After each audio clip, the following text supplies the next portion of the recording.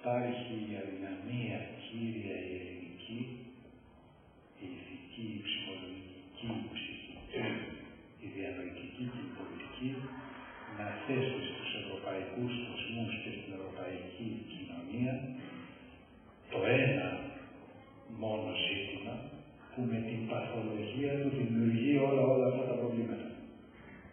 Το τουρκικό δηλαδή πρόβλημα. Γιατί από εκεί και πέρα από 85 πλέον και μετά αρχίζει στην Ευρώπη αυτή η συζήτηση για το τι θα γίνει με την Τουρκία. Και επανέρχονται πάλι οι όροι που σας έλεγα πριν που υπήρχαν την περίοδο του Σουλτάνου.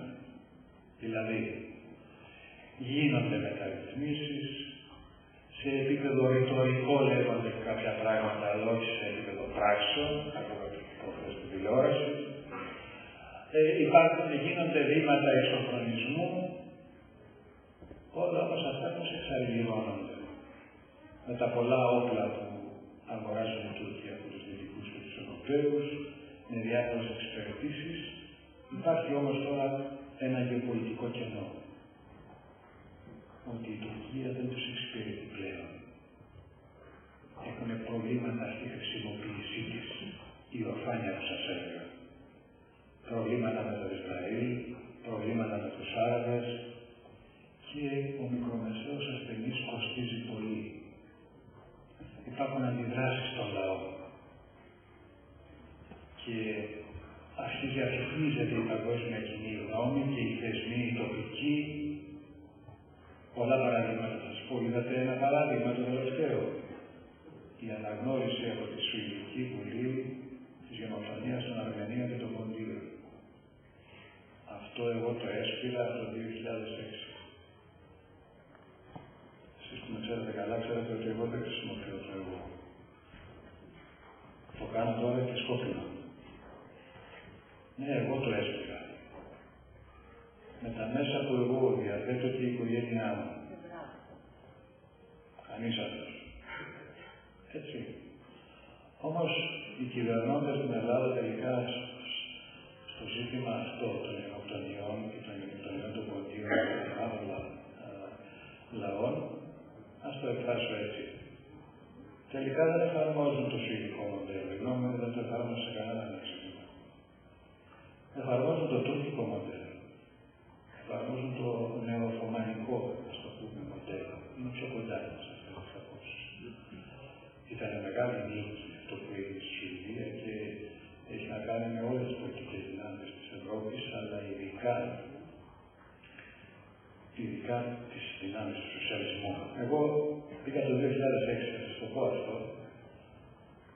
και επειδή ήξερα ότι θα γίνει το επέλεξα να πάω. Και έτσι προχθές για την ιστορία που με ζευγάζω ένα καινούριο βιβλίο, έχω αυτή τη φωτογραφία στον τάφο που όλα πάνε. Και όταν πήγα εκεί στον τάφο έλεγα για αυτό που ήρθα εδώ μια μέρα θα γίνει. Και έτσι είχαν στη μνήμη μου πολλά πράγματα από τη δικτατορία που σας έλεγα πριν. Ο κ. Πούρος, διαβάζοντας το βιογραφικό μου. Η Ελλάδα λοιπόν είχε περάσει αυτή την περίοδο λόγω του ότι έχουμε να κάνουμε με έναν ασθενή, ενώ αυτοί περνούσαν στη δυστοπία που σας έλεγα. Εμείς περάσαμε από το 85 και μετά και περισσότερο το 90 και περισσότερο το 2000 στην ευτοπία.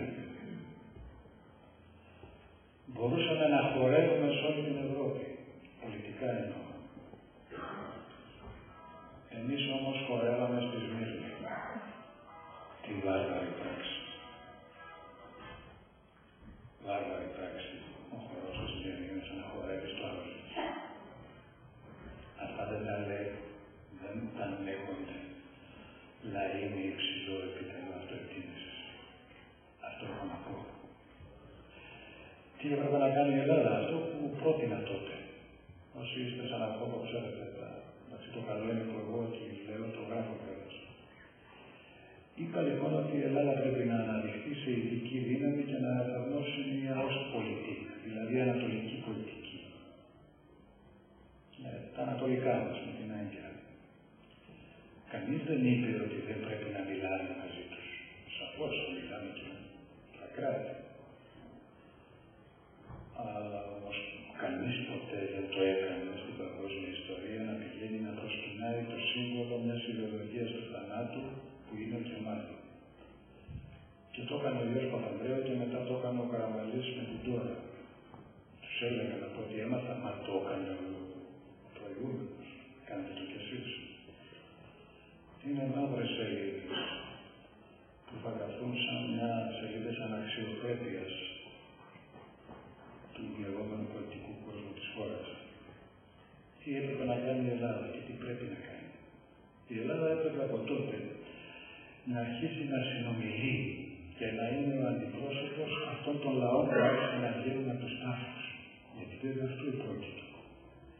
Άρχισαν να βγαίνουν από τους τάφους και να κατεβαίνουν από τα βουνά οι Κούρδοι. Οι Κούρδοι ήρθαν στα βουνά και άρχισαν να κατεβαίνουν, όπως αυτό έγινε στην Οθωμανική περίοδο με τους Έλληνες. Γιατί πήγαν στα Ζαγοροχώρια. Ή γιατί ανέβηκαν στα βουνά του Πόνου. Για να σωθούν. Φτιάξαν οικισμούς. Αυτοί οι λαοί λοιπόν άρχισαν να επιστρέφουν, να βγαίνουν από τους τάφους τους. Οι Ασσύριοι όλοι οι αυτόχθονες είναι λάθος επιστημονικά όρος μειονότητες.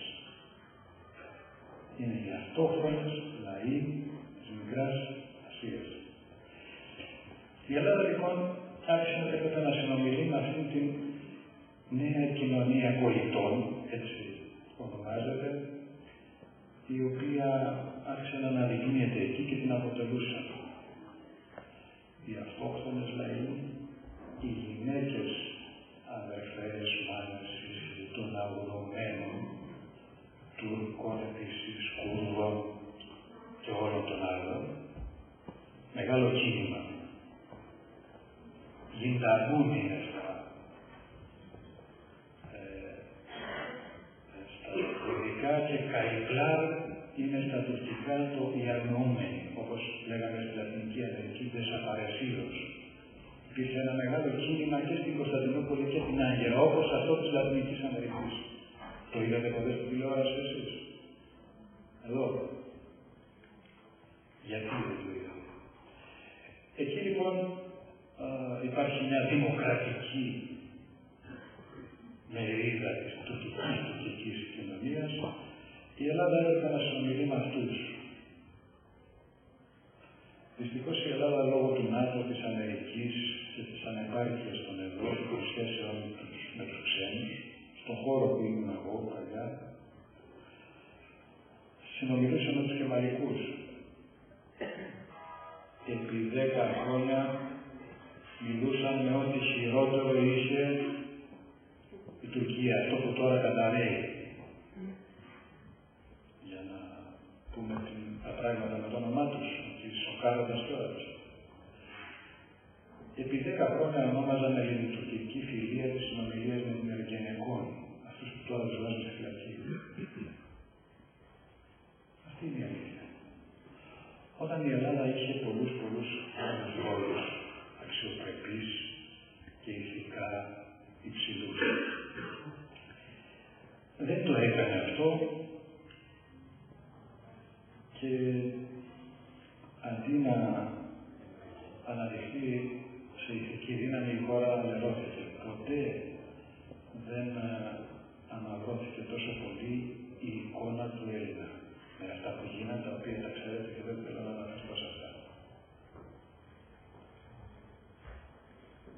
Νομίζω τα γνωρίζετε πολύ καλά. Όμως, είμαστε πάλι εδώ και το πρόβλημα της προβληματικότητας αυτού του τουρκικού μορφώματος του κεμαλικού παραμένει. Λένε,